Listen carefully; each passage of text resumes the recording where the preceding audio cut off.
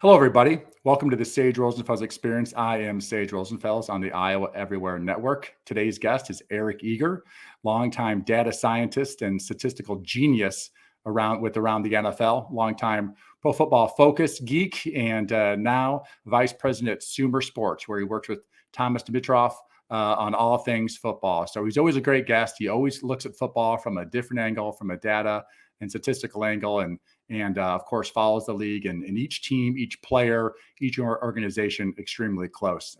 It's a great show, and he's a great guest. Thanks for listening. From the Channel Seed Studios, this is the Sage Rosenfels Experience, exclusively on Iowa Everywhere. Channel Seed, seedsmanship at work.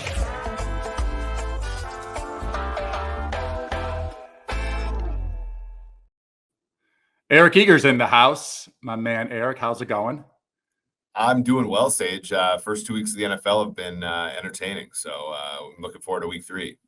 Well, for those who don't know, Eric, I'm going to read off some of your credentials. Vice president partner at Sumer Sports.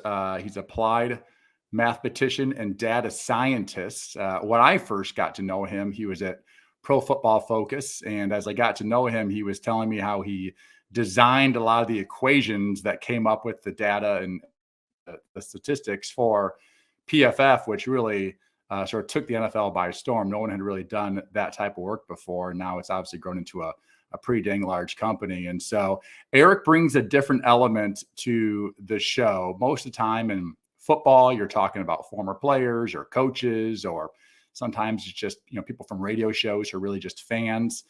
Eric brings a whole different perspective to this show, which I love having him on. He came on last year, and I do appreciate your time. Won't take up too much of it, but yes, we're season.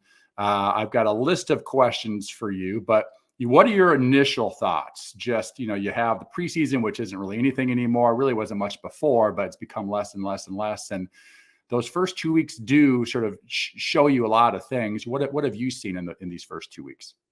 Yeah, I think that NFL defenses are really serious about limiting big plays now, right? You see, the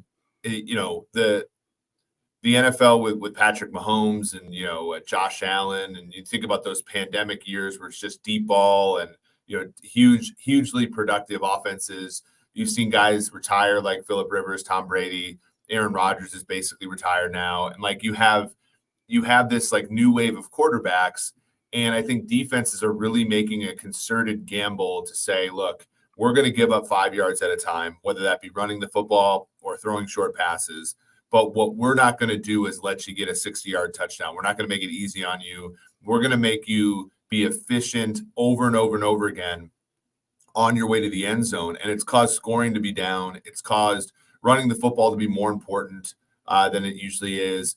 And it's causing, some real interesting changes in our assumption about the game. And, that's going to change like a lot of, the ways in which we want to look at offense and how NFL teams want to engineer offense. What you just said reminds me of the conversations that were occurring in the NFL in about 2006. In 2000, during that time, this is when the Tampa 2 defense was rolling. And man, you could run the ball on it. You could throw short passes, hit that tight end over the ball for a catch at 5. It turns around and gets an 8 or 9 yard gain.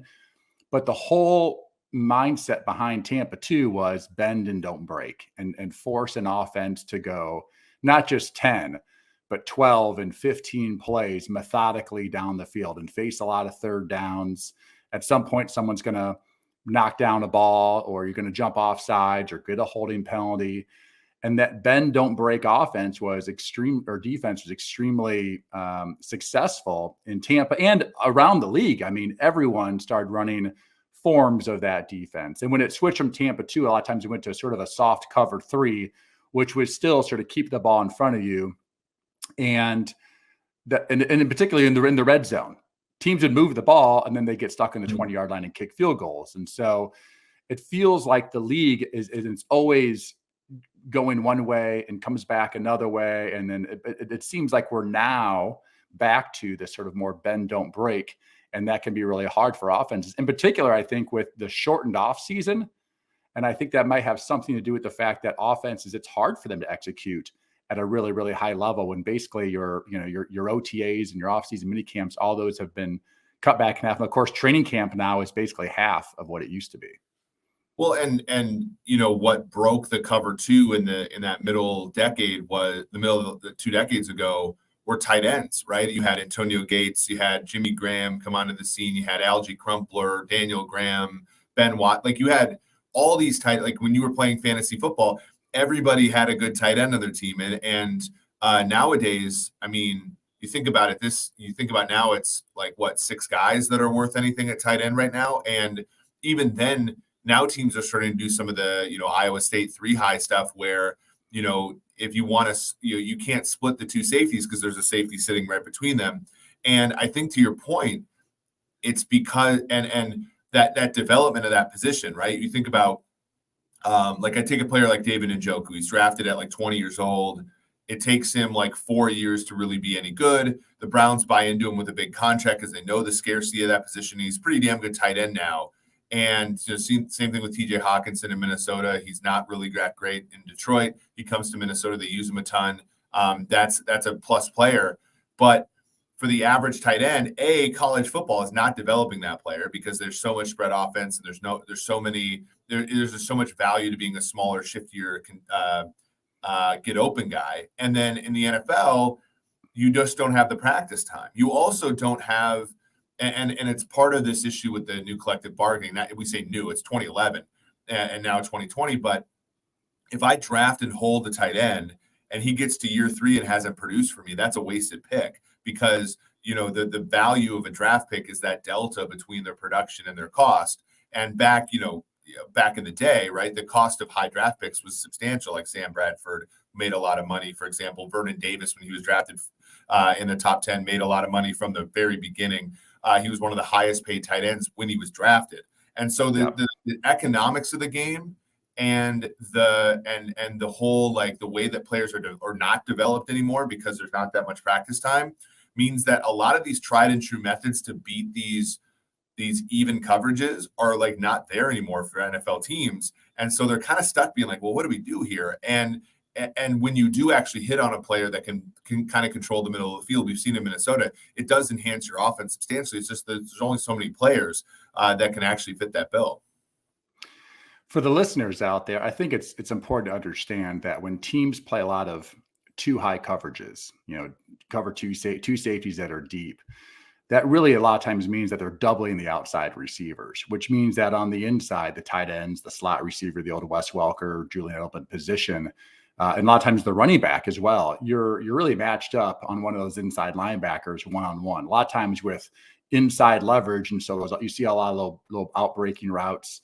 But those do take time and those do take reps to throw and catch and to obviously run great routes. Are you seeing a drop off in, the average rookie, the average NFL player, when you add it all up? I thought I saw the other day, 2.9 years. And I think when I was playing, it was like 3.3 years. So that may have even gone down. But are you seeing a lack of development, like literally statistically, amongst these young drafted players? Yeah. So what's funny is you look at, like, say, win shares, like, so you add up the number of wins a player adds, which is a complicated formula, but certainly can be done. The percentage of wins generated by rookie contract players has gone up substantially over the past 10 years since the new CBA.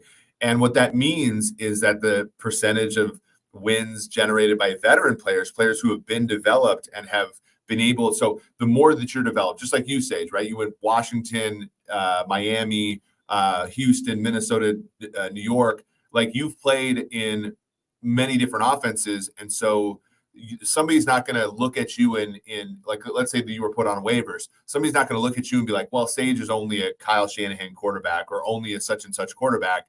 They're going to be like, well, he's played in all these.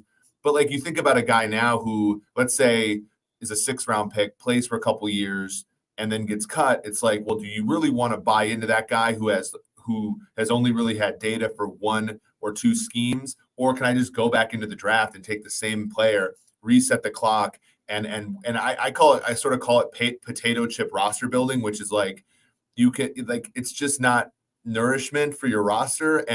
but it's like potato chips. They're there and they're available, and it's like and there's an incentive for you to eat them.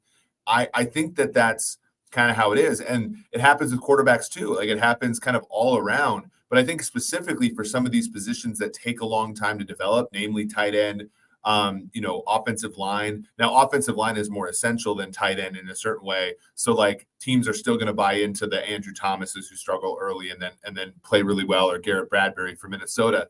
But at a position like tight end, where a lot of teams are like, meh, I can recreate that production with a slot receiver.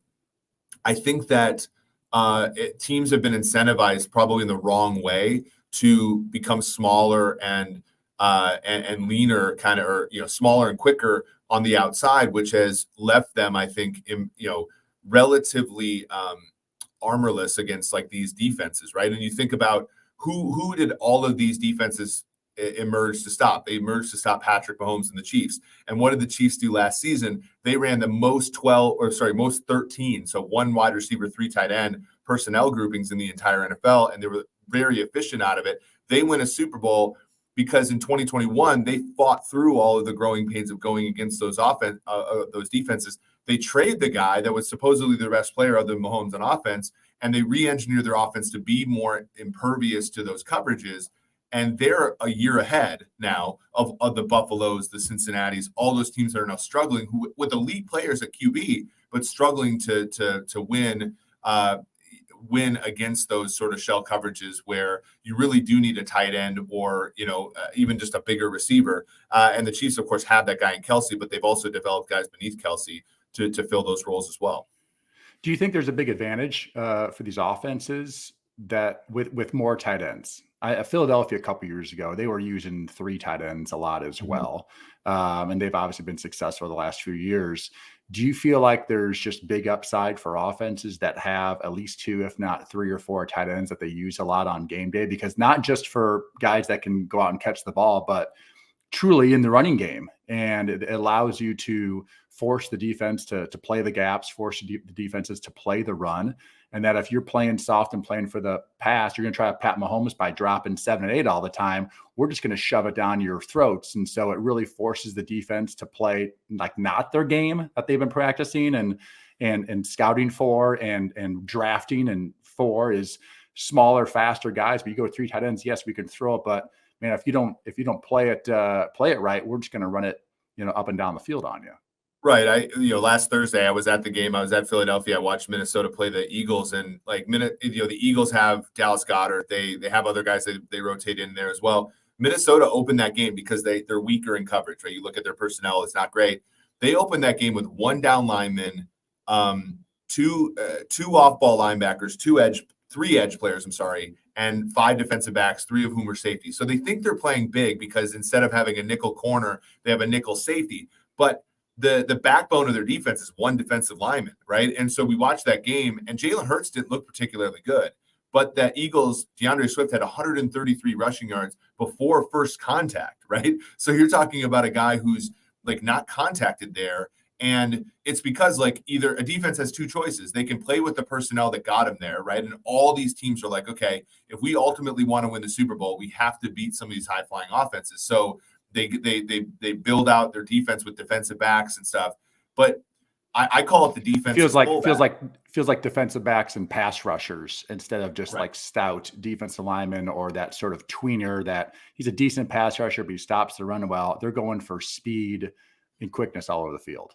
Yeah, like back when you played for the Vikings, it was like Pat Williams, right? Pat Williams is the guy that like on first down, he's in the football game and you're just not going to run the football that well on him because he's going to eat your center and guards alive. Nowadays, Kevin Williams, the other guy, the 3 tech, he'd be the beefy guy on the defense now. And as good as Kevin was, like you're weaker against the run in that situation. And that's fine on 3rd down. That's fine possibly on longer 2nd downs. But on 1st down, you're just inviting the other team to the point that I'm talking about. Offenses haven't been like less necessarily successful. Like they're okay. It's a little bit of a drop off, but play for play success is fine by offenses. And so they're almost daring them. I think that changes our assumptions because like, for example, end of game, can you stop the run enough to get the ball back? Can you control the football game? And the teams, to your point, Sage, when the teams that have those, the Niners, the Like the Niners get your third linebacker on the field. That third linebacker is not a starter in the NFL anymore. Like, and so if you can get that guy on the field, you're automatically at advantage, which back then, your third, like, when you get the nickel guy on the field, you're in an advantage on offense. It's the other way around now. If you can get that third linebacker on the field, your Kyle Juszczyks, your Dallas Goederts, those guys are going to be at a sizable advantage. And I think that's kind of the way that things are trending right now. By the way, your three safety secondary, we used to call that big nickel. I believe New England was, when I was in Miami, that was like the first team. They had three good safeties. Loya Malloy was one of them. I can't remember the other two guys' names, but they sort of had three starting safeties and didn't have a very good true nickel back. And they felt that versus certain offenses that wanted to run the football, they could sort of do both. And they played what we called big nickel at that time. What I see in the games that I've watched so far is sort of what you're saying. And I've seen these moments at the end of ball games where a team is down by a field goal, team's down by 5, the other team has the ball, they got to get a stop. And in the old days, it felt like for the most part, they got the stop. Offenses would get conservative. They'd run, 3rd and 8. They'd get pressure, check the ball down or throw it away. They didn't want to take a sack, punt. Now it seems like teams are getting 7 yards on first down. It seems like teams are running the ball in sort of must run situations and in defense and must stop situations. There's just not enough beef on the defensive side of the football to prevent teams from sort of running out the game on them. Yeah, it used to be end of game. Your sub defensive backs for your weaknesses, because they went from playing 10 snaps in the first 3 quarters to playing 10 snaps in that drive. And that's where, the problems were. Now it's like your nose tackle, right? It's your second and third linebacker. They play sparingly the whole game. And now it's 3 downs and they better hold the point of attack when the other team's offensive liners, lathered up and they played all game. And this guy's, pretty cold. And to your point, like even opening night Chiefs Lions, it's like, when the Chiefs went for it on 4th and 25, everybody gave them the flack. I'm like, well, look, like if you kick the ball to the Lions with 70 yards in front of them, like you're just never going to get the ball back, right? So at least like think about like giving him the ball in field goal range. Maybe they'll lay up against you and you'll be able to get the ball back quicker. And like, there was an article I wrote at sumersports.com, which is a similar idea, which is just like, we have to change our assumptions about end of game. Like if you kick the ball back to the other team and you're the 2008 Minnesota Vikings with Pat Williams, Kevin Williams, Jared Allen, and Ray Edwards, like you're getting a stop, right? Like, because those guys have played all game and they're better than the offensive line. Nowadays, if you're the Minnesota Vikings, you kick the ball back to the Eagles and you got guys called Jonathan Bullard and guys, Dean Lowry. Like, I'm sorry, but like the Eagles are not afraid of running against that. Yeah. Let's go into the league and look around the league a little bit. I'm wearing my Dolphins hat. I've decided that when I do podcasts, I'm just going to try to wear the hat of the team that I played for that's actually doing really well, right? And in some years, I mean, there's, as you know, in the last few years, there's been some really bad Washington teams. There's been some bad Miami teams. There's been some bad Giants teams. The Vikings are always sort of in the middle, never too bad, never too good. And the Texans have been atrocious. So it's been a struggle. But this year, the Dolphins, can you see it on this side? Yeah, this side, Reebok. This is how old this hat is. This hat's, I don't know, 15 years old or something. But the Dolphins look like a legit team. Mike McDaniel's gone in there and in just 2 years completely changed the trajectory of that franchise. What are you seeing, statistically, data-wise, and just from your eye perspective of what the Dolphins are doing? And is it just Mike McDaniel, or is it personnel and all those things as well? It's so funny because, math people like me, and like obviously you're a very like, I feel like you're an honorary person in this regard too. It's like we always like to push boundaries, right? Where you think about, I'm playing a chess game and I'm trying to find like the move that no one else does, or, I'm trying to play a video game and I'm trying to find the cheats and all this kind of stuff. And like Mike McDaniel looks at the NFL and he says, when a fullback's on the field, the offense does pretty well. When motion happens, the offense does pretty well. When, if you can get a guy, so like, for example, in the first 2 weeks, Tua Tagovailoa has the lowest time to throw in the NFL and the highest average, or one of the highest average depth targets. So you're talking about a cheat code where you're throwing quick, but the guys on the outside are so fast that you you stretch the defense out in ways that no one else can. I think, he's fantastic. And there's always a question, right? Like, you've played for Kyle Shanahan, you kind of can see and you've also played for Brad Childers. You can see like kind of the sort of dichotomy of like, this is a guy who it's his offense. He knows it from back to front. He can tweak it in ways that don't ruin it, right?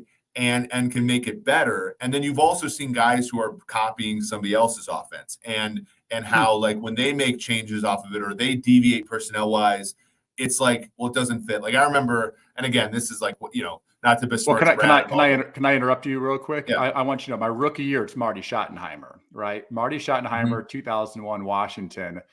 And if you don't think Brian Schottenheimer, my quarterbacks coach in his first year as an NFL quarterbacks coach, had me watching Joe Montana film from 1993 Kansas City, that's what I watched. It's like, hey, coach, watch some Montana. So I'm watching the same plays Joe Montana ran, and I believe Mike McCarthy was his quarterbacks coach in that system, because Brian Schottenheimer and Mike are like best friends. Yeah, Hackett. Hackett's dad was the OC in that for that. That's right. Chiefs team. Yeah. So that version of the West Coast offense was literally the like NFL offensive Bible. It was like, these are the plays. This is the depth. This is what we run. Here's the timing. Here's where everyone has to be precisely. And, well, could we do it this way? Nope, that's not the way they do it. And it was just very sort of set in stone and really uncreative at the time. I mean, I truly remember my rookie year being like, man, this is the NFL. I thought it'd be a much more advanced version of football, but the reality, it was only advanced in detail, but really not advanced in concepts or bigger thinking. But when Kyle came along and Mike on that staff and Matt LaFleur on that staff and Robert Saleh, defensive coach on that staff with Kubiak, that to me was the first time where younger coaches were like, well, maybe we should try this, or we should try this, or, we're going to run this play, but this coverage stops it. So we'll just do this. And Kyle was just, that's the way he was. Every answer they had, Kyle had another answer, and Kubiak wasn't even really ready for it at that time. And I think that's one of the coolest things about the NFL nowadays. It's not run by a bunch of sort of archaic, old school coaching. It's become more and more the acceptance of, let's find people who are willing to try something different, willing to be out of the box. And as much as I love Kyle, Mike McDaniel's offense is not Kyle's offense, and Matt LaFleur's offense is definitely not Kyle's offense or Mike's or Sean McVay's. They have all their own unique versions of what started as sort of Kyle's and Kubiak's and really Mike Shanahan's offense, but they have all gone in these different directions. And it does feel like, to me, Mike McDaniel, again, you're dealing with different variables. Tyreek Hill over here. Then you have Jalen Waddle. Yeah, you have different people in San Francisco. You have different people in Green Bay, right? So what do you do with the actual personnel? But it does feel like to me that even Mike is doing things that I've never seen San Francisco do. And that's really, really, really fun to watch a young coach try and then, of course, have success running completely new concepts. Well, that's the thing, I think, and that's what makes it so hard to be sustainably good in the NFL, and why, there have been days where, I think Marty had great talent in the offensive lines in those Kansas City years were so good, and the running game, and obviously Joe Montana changed things and so forth. So but when the talent is maybe not there, we had to adjust. And you look and I look at Mike McDaniel goes on the road in Buffalo in January last year and puts up 30 points against a good Buffalo defense with his third string quarterback. I'm thinking to myself, okay, that's probably sustainable. I needed to see it one more year before I'm like, okay, this guy's not just a flash in the pan, and you can kind of put him in that McVay, Shanahan kind of tier. But, when you add wrinkles like that out motion or whatever they're doing now with Hill, it's just it just stresses the defense so much, because we've looked forever at, motion in the NFL with the jet type where you're coming from outside in. And now he's like, oh, why don't you just do inside out? And it's these defenses, we're all scared because linebacker play in the NFL is not as great as it, or it's different than it used to be. So you were putting all the stress on the linebackers coming into the formation, but you realize you have the rest of the field to work with. And he's stressing that now. It's phenomenal to see. And they do it differently. They use a fullback, they use tight ends, but in different ways than the 49ers do, which is cool. And obviously it's really helping Tua be the best version of himself. It'll be interesting to see if Tua specifically can maintain it, because outside of injury, he's executed that offense phenomenally for 2 years.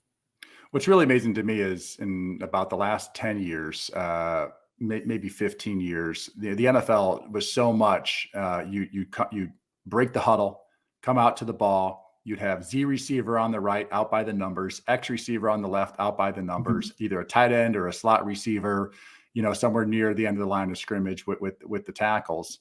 And that's how you played football. And you just sort of lined up, and maybe you had a motion or maybe you had a shift. But at the end of the day, the play started with these players way on the outside. And these guys started moving the receivers to the inside, to a close split, a tight split, a nasty split, whatever you want to call it. And what it did, and what happened in Houston was it really, you realize how much it opened up the entire field for that receiver. If you're on the outside, you can only really run outside routes. You can't get to the other side of the football field, but you're in basically the slot or a close split. You can run still outside routes. They just widen and run those sort of same routes: widen out route, widen go route, widen curl route. But now you also can run your classic slot routes, corner routes, seams. But then you can also get to the other side of the football field: shallow crosses, deep over routes. You can you can impact the entire field, which just opens up the playbook to more plays than you ever had before in that traditional receivers out wide offense. There's a couple teams I want to talk about, and you tell me if they're for real or this is just sort of a fabrication or a mirage. The LA Chargers, 0-2. A lot of teams like this football team. They love the quarterback. Herbert's one of those quarterbacks that you had talked about earlier, who would just let it fly deep down the field. Why is that team 0-2? And you think they'll be in the mix at the end of the season, or do you think this is going to be more of a 500 football team? I don't know, man. I think some of it's bad luck, right? Their last 4 losses, I think, are by a combined, like 12 points or something like that. So, close games tend to revert back, as we've seen with your former, the Vikings being 11-0 in one-score games, and now 0-3 in the next 3 one-score games. So they always, the Chargers are always in these games. I get frustrated because when I think about that talent, defensively, you have Bosa, you have Mack, you have Sebastian Joseph Day, you have a first-round linebacker in Kenneth Murray and Eric Kendricks playing with him. You have J.C. Jackson, you gave a lot of money to, and Derwin James. Like, this should be better, right? Like, this should be better defensively. But from a schematic standpoint, it feels like Brandon Staley, like, when he was in Los Angeles with the Rams, he had Aaron Donald, and he was able to sort of, like, build this plane around him. And he goes, and again, like, this is back to the whole deal of, like, are you truly a coaching genius, or are you kind of living on the edge? Like, you go from Aaron Donald to, like, Khalil Mack, which is like a little bit of a downgrade as far as your sturdiness on the defensive line, and everything blows up, right? They can't stop the run against the Raiders with a chance to make the playoffs. Last year, they can't stop a nosebleed when the Jaguars are coming back on them in the playoffs. And then you look at the other side, and, like, I like Justin Herbert a lot. We're on offensive coordinator number 3, and 2 of those guys have had success with other quarterbacks, right? Shane Steichen is the head coach in Indianapolis after taking Jalen Hurts to the Super Bowl and having Jalen Hurts perform. That was the best Super Bowl performance by a quarterback in a loss. You have Kellen Moore, who's led top 10 offenses for days in Dallas with the quarterback who I think most people would say is not as good as Justin Herbert. No. Now they were good in the first 2 weeks moving the ball, but you're still like, why is Justin Herbert, when I like look at the stat sheet, averaging 5 yards a pass attempt midway through this game? Like, why is that happening? And so to me, it has to be something having to do with the coaching. And I get no, so like I'm selling them just because I need to see them put it together, and I just don't see them putting it together. And at some point, like, I think Herbert's a really quick processor of the play, but I think that leads to him taking the check down way too fast. I think sometimes he needs to be ballsier, throwing the ball over the middle and stuff like that. And I don't know if anybody in that building, I think they all know that they're failing him in that building, and so that they're not willing to challenge him in some ways. And so that he kind of stays the same, which is not enough for them to win. And then defensively, like, to your point, they're failing him on the other side of the ball. My biggest concern always is when the head coach is hired and his side of the football is the weak link of the team, Mhm. right? When I went to Houston in 06, 06, 07, 08, the 3 years I was there. Now we won 6 games. All right. David Carr's last year there. Schaub came in. We won, I think we were 8-8 and then maybe 9-7 in those 2 years. But our team wasn't great, but our offense was top 5. Well, that's why Gary Mhm. Kubiak was hired. It was to be a good offensive a coach. And that's my concern with Staley. I really like him. I like the fact that he does things a little different. I like the fact that he goes for it sometimes and sort of throws a wrinkle and he's trying to play the data game of it all. But when your defense isn't good, and that's why you were hired, to me, like, well, we can hire somebody else to do just an average or a below average job on your side of the football. I mean, the Chargers should have a top 10 defense, and they don't. And they have an elite quarterback, and it's not producing big enough numbers on offense. I agree with you. I'm sort of a sell on the Chargers. It's just a random team. There's some teams out there that are sort of surprisingly 0-2. The Bengals are another one of those teams. What are your thoughts on the Bengals for the first 2 weeks? I know week 1 was in a sloppy game with Cleveland, so that's like hard to count that one, but they're surprising, 0-2 football team as well. Yeah, I mean, I like the way the Bengals construct their team. Like they do a really good job of drafting like 2 years before they need a position. Like I think the roster is good, and when you're 2-14 in 2019, and then you're in the Super Bowl 2 years later, you know that you're going to be dealing with imperfections, right? Their offensive line was their imperfection. They go out and get Orlando Brown. They moved Jonah Williams to right tackle. They've, in theory, got that thing, more figured out. The Browns were a buzzsaw in week 1. The weather was bad. My issue is that Burrow is not healthy. And we've seen quarterbacks, like, I don't know if you watched the AFC Championship game, but when Mahomes was on one foot and you saw that touchdown throw he had to Marquez Valdez-Scantling where his feet weren't touching the ground, and he's able to like just throw a pea down the middle of the field. And because he's just so otherworldly talented. You see the same thing with Josh Allen. You see the same thing with Herbert, frankly. Like Herbert had really legitimately broken ribs for most of last year and was still able to overcome that because he's just so physically gifted. My issue with Burrow is he's more Tom Brady-like from a physical standpoint, right? He's more, the arm strength is good enough, but not Patrick Mahomes like his. I always looked at Burrow as sort of Joe Montana, right? Yeah, well, Right. A good athlete, not a great athlete, a good arm, not a great arm. It has just the natural moxie, somehow has that ability to, at the right moment, the right time. Teammates love him. So he doesn't have any like elite elements other than the fact that he just seems to be a guy that wins football games. That always reminds me of sort of a Joe Montana. Of course, he's only a few years into his career, but that always to me is when sort of Joe had health problems, the offense wasn't as good. Like we're talking about one of the best quarterbacks of all time, but there were moments where Joe Montana was injured and that offense went from 1 to 5, right? Which in the margins of the NFL, that's enough to tank you. And so like when I look at Burrow being not physically right, I don't think he has the arm strength or the athleticism to overcome that the same way that some of these other robo quarterbacks. So when I look at the Bengals, I think if Burrow's healthy, I can bet on them to be pretty good. Their schedule isn't that hard down the stretch. I know they're 0-2 in their own division, but like their schedule is fine. Like the AFC North actually has a relatively easy schedule. It's a pretty, well, not only that, I feel like the AFC North is just sort of a bland division in general. I don't think anyone's elite, obviously the Steelers aren't, the Browns I don't think are, and I don't think Baltimore. I think there's good teams. I just don't see an elite team in that division. Yeah, exactly. Because Baltimore has flashes of being elite, but they always are so hurt that, they're just never at full strength. So I agree with you. My issue, though, is like that calf injury. I mean, we've all had injuries before. You played a lot longer than I did, but like that calf injury doesn't get better, right? It's just it's a pain tolerance thing the whole season, and it's his like back leg. So that's where he derives a lot of his strength. So I'm selling the Bengals not because I don't think that they're skeleton is good or I think their coaching is good. I just don't know if the most important player on that team is ever going to be 100% this year. Let's move on to the NFC East. It's always an interesting division. It's always the division that pretty much every Sunday night or Monday night we're seeing an AFC or an NFC East team on national television. Seems to be a pretty strong division this year. Obviously, you got Dallas at 2-0, Eagles are 2-0, Commanders are at 2-0.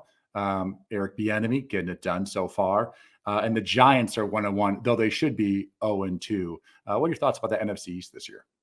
Yeah, Dallas is really good, right? I mean, and I think, Mike McCarthy, a lot of people doubted Mike McCarthy, but there's and especially as a data person, you're like, I look at Mike McCarthy and I see a guy that takes a very inconsistent Dallas team over, withstands the injury to Dak in 2020, and then wins two 12-win seasons, and especially last year where every team in that division was above 500, a really good feat. I think Mike McCarthy's underrated. I think he's got that team in a really good spot. Adding Brandon Cooks was big because they struggled kind of taking the top off the defense last year. And so I think they're the most complete team in the NFL. The defense is amazing too. I know Thomas always talks about Dan Quinn because he was his head coach here in Atlanta, and Dan's gotten better defensive talent there than he ever had here. And he's doing great things with them. I think the Eagles don't tell that to Thomas. He was in charge of getting the talent there.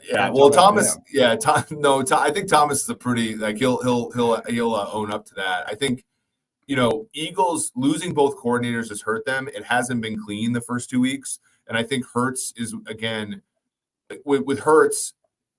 It's when you run the way he does, and you don't necessarily have the robo arm that some of these other great guys do, and you get injured, it's going to be tough. So I think the Eagles will make the playoffs, but I don't think that they're a Super Bowl contender anymore.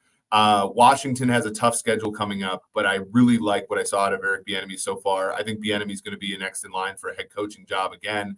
I think if you prove it once with Mahomes and then prove it again with Sam Howell, you deserve it. And I think the Giants, the issue with the Giants is just like it's a buzzsaw every week for them. And that starts tonight with San Francisco. Like they just have a really hard schedule. And I think this is one of those years where you just hope and pray that guys like Joe Shane and Brian Dable can keep their jobs after getting expectations here and then lowering them a year later. You just hope that they keep them and that ownership in New York is more progressive to kind of the ebbs and flows of the NFL.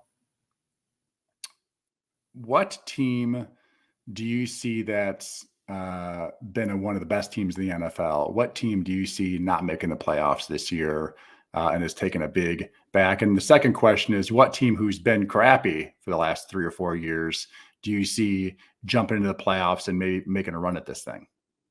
Yeah, I don't know about crappy necessarily, but I do think Green Bay with LaFleur, without Rodgers, I think a lot of people believe that they're going to have a tough time. We give them like a 70% chance to make the playoffs right now. A tough loss last week, but without their top 3 players on offense. I think LaFleur is a much better coach than people give him credit for. So I'm going to go with like the Packers missed the playoff last year. I think that they'll go ahead and make it this year. Man, for the other side of the coin, I'm looking here at some of these teams. I think Tennessee is going to have a hard time. Now, I know they beat the Chargers last week, but like offensive line's really bad. Tannehill is still taking sacks at a really high rate. You're seeing a little bit of a decline in him physically. Same thing with Derrick Henry. DeAndre Hopkins is banged up, and he's not the guy that they want him to be. And so I think Tennessee, who last year didn't make the playoffs, but they were started 7-3 before everybody got hurt. I think that their time is kind of being a contender in the AFC is over. I think Jacksonville takes that division away, and I think that they really run away with that division this year. A couple of my quick thoughts on what you said there. Jordan Love, by the way, I really enjoy watching him play. He plays loose. He plays free. I feel like watching Aaron Rodgers for 3 years. Is it 3 years he sat on the bench, 2 or 3 years? I think there really is something to that. I think for Rodgers, watching Favre for 3 or whatever years on the bench as well. So when you go out there, you're not a robot yourself. And I see Jordan Love knowing what he's doing, pretty dang accurate with the football, but he freelances enough and uses his athleticism. I think he's going to be a heck of a quarterback. On the flip side, your Titans, when I watch Tannehill play, he's just sort of so methodical. He's supposed to be this great athlete, right? He was a wide receiver at Texas A&M for a couple of years before they moved him to quarterback. And he's supposed to be this good athlete. And he is older, of course, but he sometimes, I feel like he's moves about as quick as Kirk Cousins, which is probably one of the worst athletes all around, in the NFL quarterback wise. And they've just never had that talent, that sort of high end, exceptional talent wide receiver, which is holding back that offense again. So there comes a point when I was in Miami, 2002, 3, 4, 5, those eras, other than Ricky Williams, we had Chris Chambers on offense, but we just sort of had this methodical offense, and our defense just was awesome. Zach Thomas, Junior Seau, Jason Taylor, Yeah. 3 Hall of Famers right there. Tim Bowens was an awesome defensive tackle. We had Pat Surtain and Sam Madison. But over time, that just wears out a team. Yep. And I feel like the Titans are one of those teams where at some point their defense just gets worn out of trying to win these 13-10 ball games. And the running backs get worn out too, to be like, okay, we're just going to win these dog fights or playing these dog fights week in and week out. And that's exhausting on a defense. So I agree with you. So I feel like this year the Titans might be one of those teams that, sort of slides up. I sort of like the Colts. I do like this young quarterback. He's an insane. He might be the greatest athlete to ever play quarterback in the National Football League from a testing standpoint. Size, strength, speed, can do backflips. I mean, I know Randall Cunningham probably could do backflips too, but I'm interested to see how this kid's career goes. I don't know how it's going to be, but a buddy of mine was his quarterback's trainer, and he was like, Sage, I've never seen anything like this guy before. He can just pick up a ball and throw 80 yards, and we haven't even warmed up yet. And so I'm excited to see his development. Who do you have right now, 2 weeks in, going into 3? Who do you have in your Super Bowl? Preseason, I had Detroit versus Buffalo, kind of trying to be off the beaten path a little bit. I like Jared Goff a lot. I like Dan Campbell. I think after 1 week, I'm probably going to say, because of how good Kansas City's defense is and how much I believe in Andy Reid, I think it's Cowboys-Chiefs. I think that the Cowboys are the most complete team in the NFL. If Dak stays healthy, he's another one like Burrow. When he gets injured, but he plays through it, he's much worse than when he's healthy, and that's different from him versus a guy like Mahomes. The Chiefs got to figure out wide receiver, but I think that they will. And I think that they're transitioning to that Patriots element of their dynasty where the first month is kind of messy and everybody's like, oh, what's happened to this team? And they're one of the few teams with the privilege of being able to work through those things, knowing that they're going to win 10 of their next 12 because of who they have at head coach and quarterback. So it's a delight to watch both of those teams, frankly. And it'll be a fun Super Bowl to see both teams that used to be in Dallas, or one team used to be in Dallas and the current team in Dallas face off in the Super Bowl.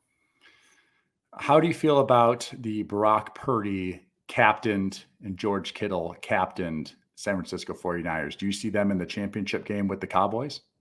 I do. I mean, every single year since 2011, Sage, the Niners have either won enough, have gone to the NFC title game or lost 10 or more games, with the exception of 2014.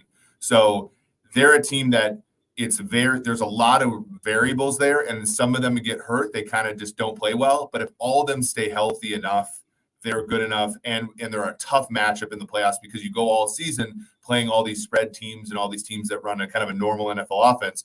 Then you get up against Shanahan and you get put in a blender. And that to me is why they're always better in the playoffs than they are in the regular season. So I like them there. My issue is, can you keep the quarterback healthy? He's faced a lot of pressure so far, and he's played tremendously, even given that pressure Purdy has.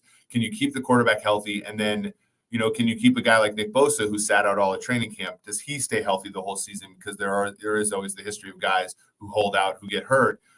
Because I think they're one of the few teams where they depend on their pass rush so much that their coverage is good, but not great. If you perturb the pass rush at all, then I think they get a little bit exposed defensively. So that's kind of where I'm at with them. I think that they're a top 4 team in the league, but I just give Dallas a slight edge. And next time I have you on, we're going to talk about quarterbacks drafted high in the first round versus quarterbacks drafted either late in the first round, second round, or last pick of the draft, like Brock Purdy. If you go up and down these NFL teams, it's fascinating to me to be like, oh, they're 2-0. Their quarterback wasn't drafted high. Oh, they're 0-2. Their quarterback was drafted high. You see that sort of throughout the league right now. It's early, but it is amazing how often these top guys do not produce winning teams, and teams that end up doing pretty well find themselves with a quarterback that is maybe an older quarterback that came from somewhere else but still wasn't drafted high, or someone drafted extremely low, obviously like Brock Purdy, and is an Iowa State every guy gives me Brock Purdy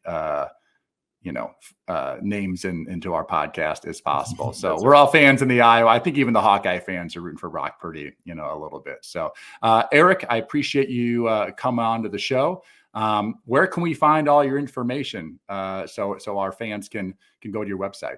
Yeah, so at Eric Eager _ on Twitter, but at Sumer Sports on Twitter. We're up to 9,000 followers there. We're trying to just give an in-depth statistical analysis of the league. I have the Sumer Sports Show with Eric Eager and Thomas Dimitroff, which goes every Monday and Wednesday throughout the season. Thomas is a fantastic co-host, a fantastic friend, and really has done a really good job of just teaching me like what the NFL is really like. Of course, in addition to people like you who have been able to, to be able to glean knowledge from. So those are the places where you can find me. It's a great podcast. I think it's a wonderful mix between data and the science and the statistics of football with, a former general manager who has spent his career analyzing players, their side, their speed, their strength, how to build a football team. There's no podcast out there like that. And it's a great listen. So, Eric, thanks for coming on. I appreciate it. And we'll talk soon.